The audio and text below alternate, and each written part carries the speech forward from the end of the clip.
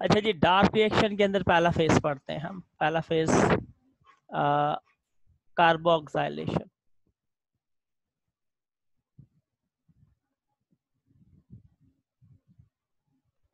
Carboxylation के ऊपर बात करते हैं। देखिए, it is considered that carbon dioxide first combine with, देखें जी, इट इज considered that carbon dioxide first combine with, किसके साथ कंबाइन होगा? विद अ कंपाउंड, एक कंपाउंड के साथ, ठीक है, कॉल्ड, ठीक है, राइबिलॉस 1,5 बाइफॉस्फेट। ठीक है, एक कंपाउंड है कार्बन डाइऑक्साइड, उस कंपाउंड के साथ कंबाइन होगा, उसका नाम है राइबिलॉस 1,5 बाइफॉस्फेट, एंड फॉर्म आ, कंबाइन होके क्या बना लेगा? एंड फॉर्म आ 6 कार्बन, 6 कार्बन कंपाउंड कॉल्ड, उस 6 कार्बन कंपाउंड को कल भी मैंने आपको बताया था, किसका नाम देंगे? कीटो एसिड का नाम देंगे। अब कीटो एसिड क्या है? It is unstable, it is unstable compound, it break, कल भी बताया था मैंने आपको, break up into 2 molecules, 2 molecules के अंदर ये क्या हो जाएगा? ब्रेकअप हो जाएगा, कॉल्ड, कल बताया था ना आपको, क्या नाम देंगे उसको? Glycerate 3 phosphate, 3 phosphate. Short form में आप कह सकते हैं उसको G3P का नाम दे सकते हैं। शॉर्ट पे के अंदर आप उसको चाहें तो आप नाम दे सकते हैं किसका? G3P का। In this reaction, in this reaction RUBP,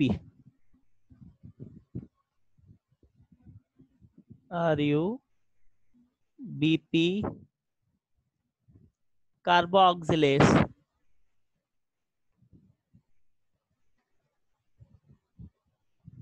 मतलब रिबिस्को, ठीक है, एंजाइम्स इज यूज्ड। ठीक है जी।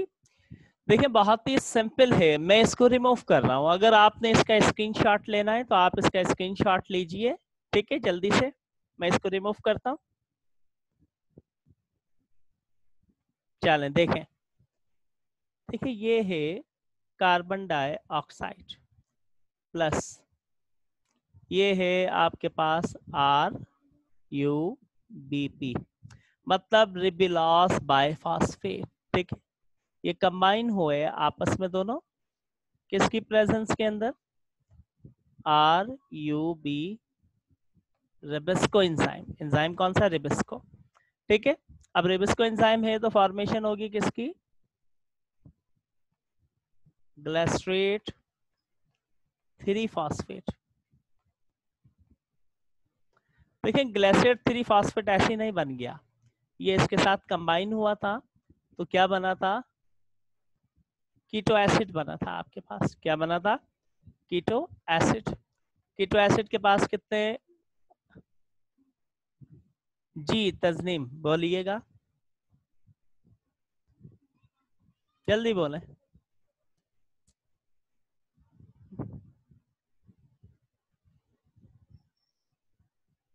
RUBP, सर हाँ बोले, बोलो तजनीम। सर ये रोबिस्को एंजाइम है तो ये आरयूबीपी को कह रहे हैं हम। नहीं नहीं एंजाइम नहीं, RUBP क्या है देखें, मैं लिख देता हूँ।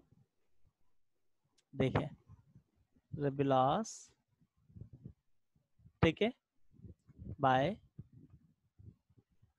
फॉस्फेट, या फिर आप इसको नाम दे सकते हैं, सुने, रिबिलास 1,5 बायफॉस्फेट। ये क्या है, देखिए आर फॉर क्या है, रिबिलास, ठीक है, आर यू फॉर, ठीक है, और B for bi, P for phosphate. ये ऑर्गेनिक कंपाउंड है, ऑर्गेनिक कंपाउंड ना। और बेटा ये ऑर्गेनिक कंपाउंड कहाँ था, स्ट्रोमा में। वहां स्ट्रोमा में कार्बन डाइऑक्साइड एंटर हुई, किसके थ्रू, स्टोमेटा के थ्रू, ठीक है, स्टोमेटा के थ्रू कार्बन डाइऑक्साइड स्ट्रोमा में आई। स्ट्रोमा में ये ऑर्गेनिक कंपाउंड था, इस ऑर्गेनिक कंपाउंड का नाम रेबिलास बायफॉस्फेट या रेबिलास 1,5 बायफॉस्फेट कहते हैं। इसके साथ आके कंबाइन हो गई। कंबाइन किसने करवाया, इस एंजाइम ने। इस एंजाइम का नाम क्या था, रेबेस्को एंजाइम था। तो किसकी फॉर्मेशन हो गई ऐसे में, ग्लाइसेट 3 फॉस्फेट की फॉर्मेशन हो गई। असल में जब कार्बन डाइऑक्साइड के साथ रिबिलास 1,5 बायफॉस्फेट, जिसको शॉर्ट फॉर्म RUBP कहते हैं हम, उसके साथ कंबाइन होता है तो कीटो एसिड बनता है। कीटो एसिड क्या है, 6 कार्बन कंपाउंड है, 6 कार्बन कंपाउंड है ये, ठीक है। अब ये 6 कार्बन कंपाउंड क्या है, मैंने कहा अनस्टेबल है। क्या है, अनस्टेबल। तो अनस्टेबल होने की वजह से टूट जाता है और टूट के क्या बना लेता है, G3P बना लेता है। मैंने अभी कहा ना कि ये 6 कार्बन कंपाउंड कीटो एसिड बना। It is unstable compound, it break up into 2 molecules, और ये ब्रेक हो गया 2 मॉलिक्यूल्स में। इनमें से क्या बना, एक G3P बना। तो यहाँ पे देखें डायरेक्ट किसकी प्रोडक्ट बताई गई है, G3P बताया गया।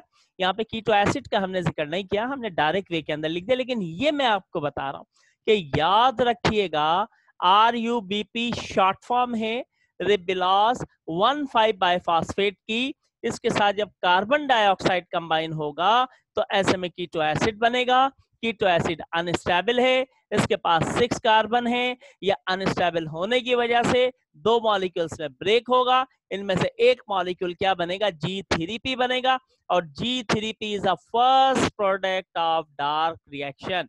ये पहली प्रोडक्ट है किसकी, डार्क रिएक्शन की। और इन दोनों को कंबाइन किसने कराया, कार्बन डाइऑक्साइड को और RUBP को कंबाइन कराने वाला ये एंजाइम था रेबेस्को। रेबेस्को ने इसको क्या करा था, कंबाइन करा था। That's clear, that's clear. Yes sir. अच्छा मैं इसको रिमूव कर रहा हूँ, देखिए रिमूव कर रहा हूँ। एक चीज और याद रखिएगा, यस यस यस अदिशा, मैं इसको रिमूव कर रहा हूँ। देखिएगा, देखिए मैंने बात किया किसका, एक बड़ा इंपॉर्टेंट पॉइंट, रेबेस्को। रेबेस्को अगर कार्बन डाइऑक्साइड की क्या करवाए, फिक्सेशन करवाए। अब अगर रेबेस्को, ये ब्रेक होने के बाद 2 मॉलिक्यूल्स बनेंगे ना, ठीक है, 2 मॉलिक्यूल्स किसके हैं, G3P के हैं, ठीक है।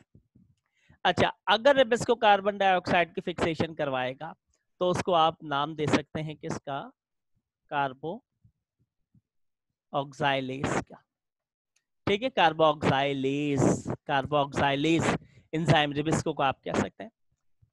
अगर रेबेस्को किसकी फिक्सेशन करवाए, ऑक्सीजन की, तो उसको आप नाम दे सकते हैं किसका,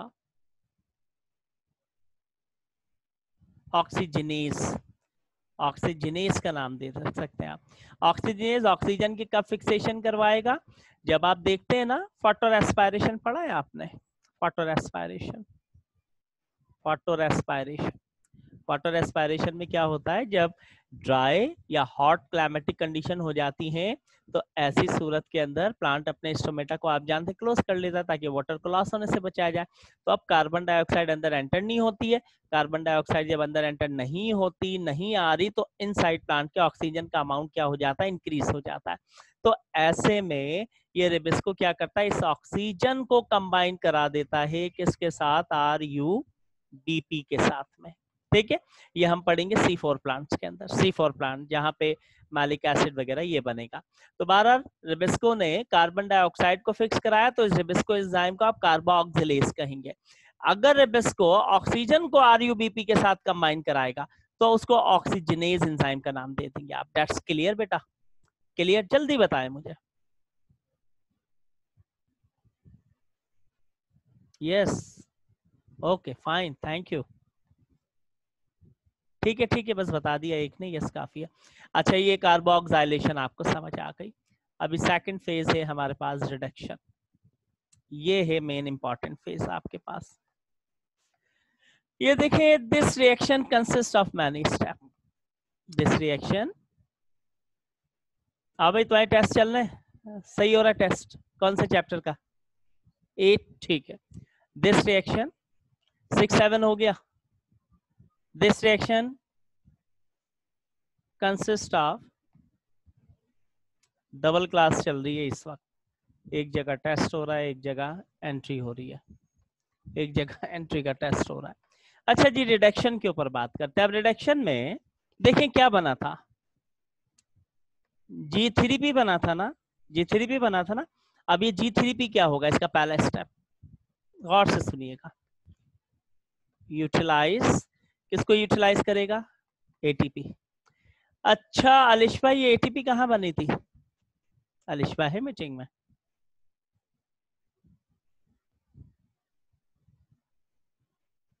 एमन, चलो तुम बता दो, ATP कहाँ बनी थी? ATP कहाँ से आई?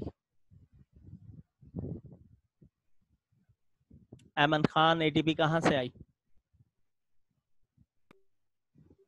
Light reaction. Light reaction, very good. Mic on है, उस पर बता दो जल्दी से लिखने के बजाय। अच्छा जी, लाइट रिएक्शन है। अब G3P ने क्या करा, ATP कंपाउंड को यूटिलाइज, ATP कंपाउंड कहां से? From the light reaction. Light reaction से ATP कंपाउंड को यूटिलाइज किया एंड इट इज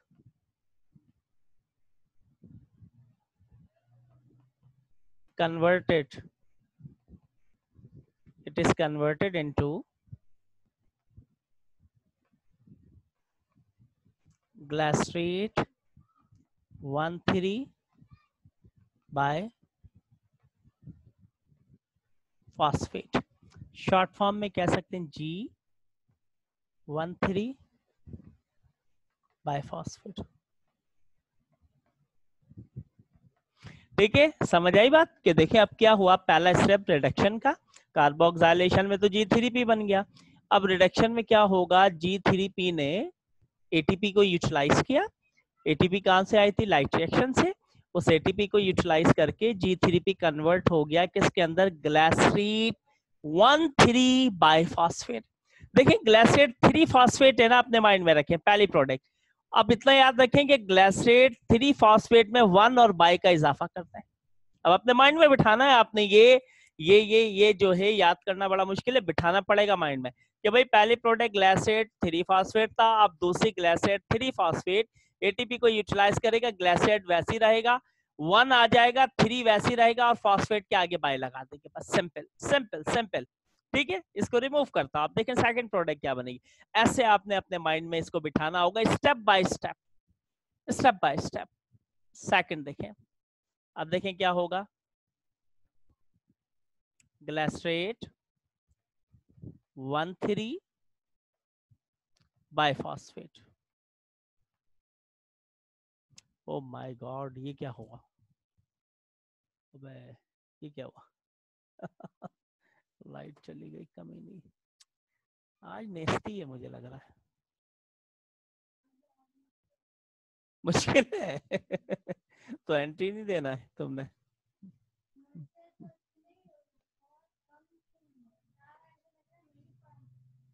मैं तुम्हें बता रहा हूँ, तुम समझ नहीं पा रही हो क्वेश्चन को।